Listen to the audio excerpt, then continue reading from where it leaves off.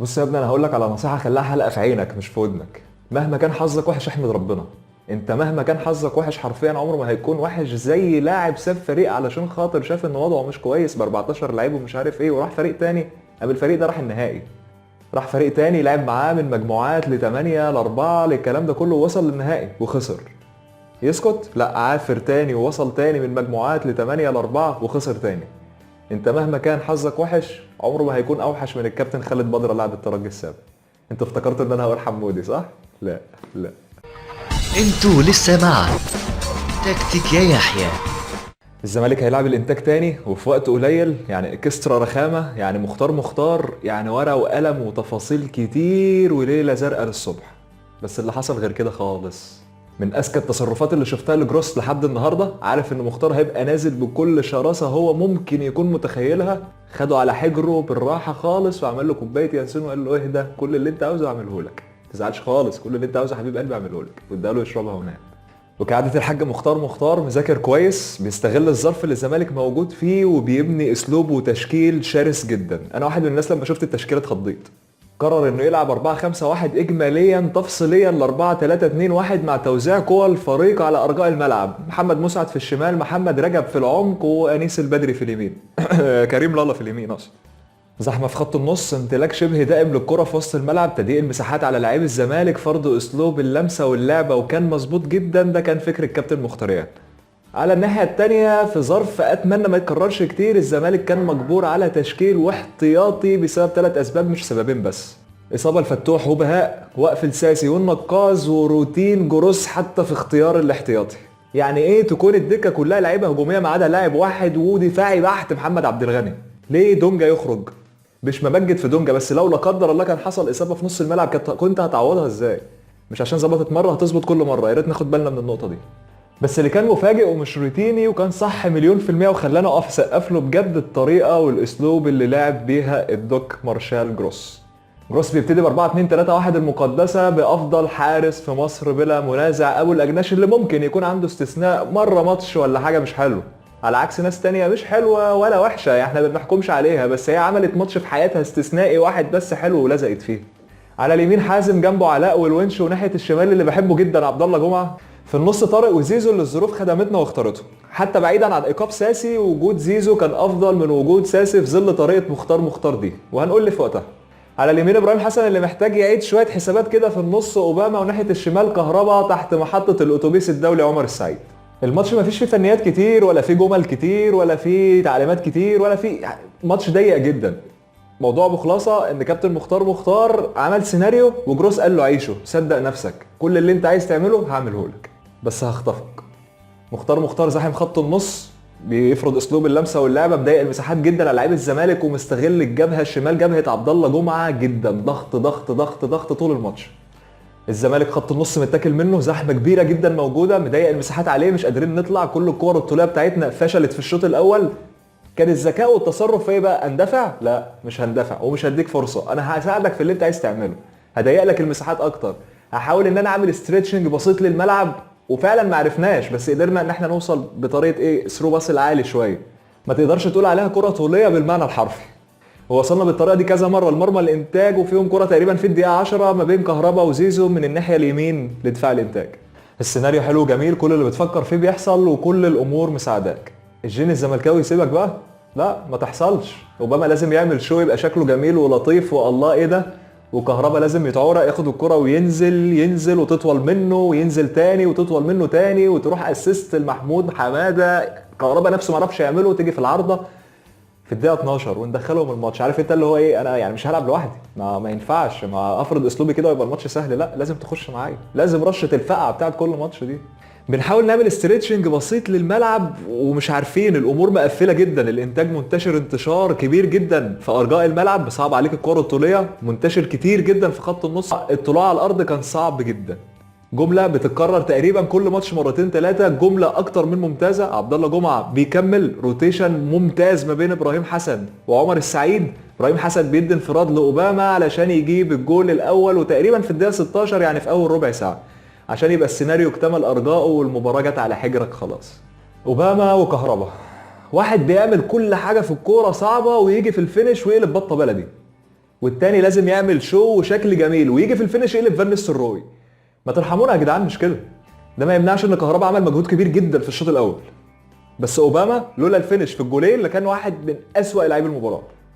ليه زيزو كان وجوده افضل من ساسي في ظل طريقه مختار؟ كابتن مختار لعب 4-3-2-1، يعني 5 في خط النص باثنين على الاطراف بيميلوا لعمق الملعب، يعني في 3 ارتكاز موجودين. وجود زيزو الدفاعي اجبر ال3 الارتكاز دولت ان هم يتقدموا، على الاقل 1 أو 2 منهم يتقدم يخلوهم يلعبوا على الدايره او في نص ملعبنا.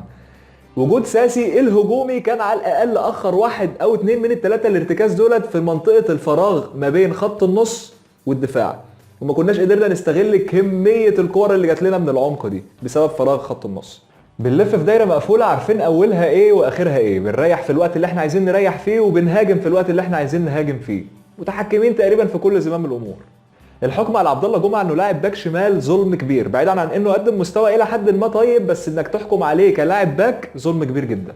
عبد الله جمعه بيعجبني فيه ان عنده استمرار اللعب اولويه اهم من حاجات تانية كتير جدا، بيبقى قدامه فرصه انه يقع وياخد فاول بس لا، استمرار الكره عنده اهم. عبد الله جمعه بدا يتجرأ دفاعيا، ايوه دفاعيا مش هجوميا، بدا يعرف امتى يعمل تاكلينج، امتى يغطي تسلل، امتى يعمل تغطيه عكسيه صح، امتى يزيد. امور كتير بدات تتطور جدا مع عبد الله جمعه. عمل تاكلينج ممتاز وطلع كرة من قدام المدافع، عمل تاكلينج تاني لبسنا ضربة جزاء، مش مهم بس المهم ان ادينا بنتعلم.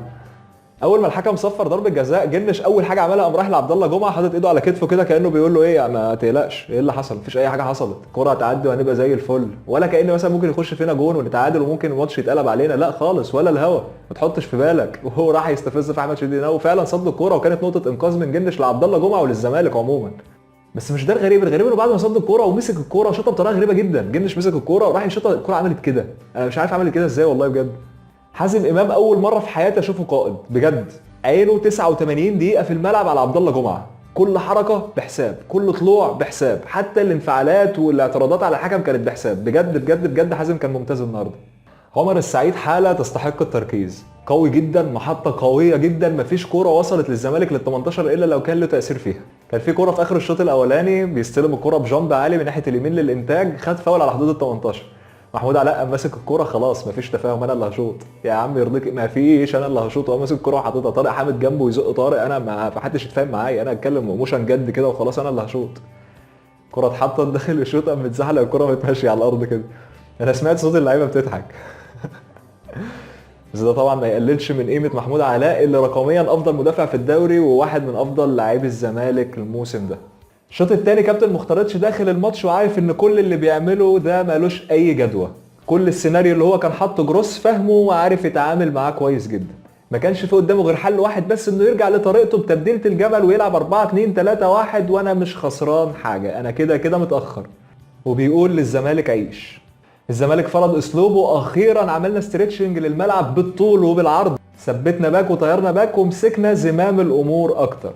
التبديله دخلت الزمالك المباراه اكتر وخلت المباراه في صالحه اكتر، بس وصلت الانتاج للجول اكتر من مره. في كره راحت للالا من ناحيه اليمين للانتاج الشمال للزمالك، جنش وهو طالع اتزحلق، قام الونش داخل بفدائيه شالها بتاكلينج عالمي. كره بعدها ركنيه راحت لمحمد رجب في الشمال وشالها جنش من على الحدود تقريبا. الانتاج بدأ يظهر حتى لو مش بيمثل خطوره، بس بدأ يظهر، بدأ يوصل للجون اكتر، بدأ يستغل جبهه عبد الله جمعه اكتر بكتير من الاول. كهربا واقع بدنيا بعد المجهود الكبير اللي عمله في الشوط الاول، جروس بتدخل بتبديل قمه الذكاء، بيبين لي قد ايه الراجل ده بيفهم كوره، الراجل ده بتاع كوره مش بتاع رزق الهبل والمجانين على الله، الراجل ده بتاع كوره، بيشد كهربا وبينزل عنتر اللي قعد حوالي 12 او 13 دقيقه مش عارف هو فين وبيعمل ايه وهو مين لسه ولا اي حاجه خالص. تبديل بين قيمه جروس جدا، وهنقول لي دلوقتي. الزمالك مسيطر على كل الامور في المباراه، خلاص كل حاجه تمام، كل حاجه انت متوقعها بتحصل، كل حاجه عايزها بتعملها في الماتش. اي نعم الاستحواذ ساعات بيروح للانتاج كده، بس خلاص العجينه بقت قدامك انت بتشكلها براحتك على اللي انت عاوزه. نكمل على كده؟ لا، لازم الجين يظهر، لازم كده الفقعه تيجي. ابراهيم حسن بيدي كوره لعمر السعيد ناحيه اليمين، انفراد من الجنب، عمر بيجري بيروح بيستلم بينزل، مش عارف بينزل ليه، بينزل تاني مش عارف ليه، بيدي لطارق اطلع بقى طارق، لا طارق بينزل تاني، بيديها لجنش بيزنقه وجنش بيطلعها اوت علينا. يعني انفراد لينا من الناحيه اليمين لكره اوت علينا في نص ملعبنا. دخلهم الماتش حبيبي، دخلهم معانا، خلوهم يجوا يلعبوا، تعال صحيح هنقعد فاضيين نعمل ايه؟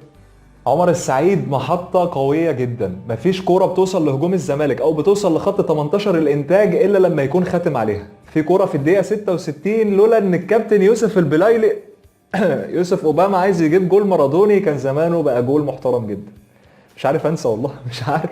احنا مش بس نشطنا الجبهه اليسرى بتبديلة عن طريقة، لا ده احنا كمان قدرنا نستغلها ونروح ونهدد ونجيب التاني. عنتر بيعمل هجمه عنتريه، بيجري بيريح لمحمد ابراهيم اللي بيريح لاوباما برؤيه عالميه، بيدي الكوره وبنجيب التاني. الكوره دي اتكررت كتير. قيمه جروس بانت في التبديل ده ليه؟ تعالوا نعمل مقارنه صغيره. في ماتش الكاس اللي خلص 2-0 كان في تكتلات كتير من الانتاج في خط النص، واللعب كان على طارق وساسي، كان مصعب علينا الامور جدا.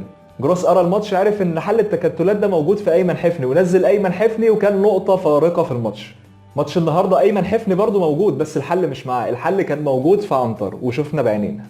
وده اكبر دليل ان جروس عنده فكر، بيعرف يقرا اللي قدامه، وعنده سيناريوهات كتيره بيعرف يختار بينها، مش هو سيناريو واحد وماشي عليه وزي ما تيجي تيجي.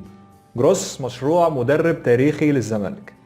واخيرا الصفارة بتيجي قبل الساعة 9 في اليوم اللي بعد 9 في الشهر عشان الماتش يخلص. بس كلامنا لسه ما خلصش، 3 نقط منهم نقطتين بخصوص الماتش ونقطة بره الماتش هنتكلم فيهم بسرعة.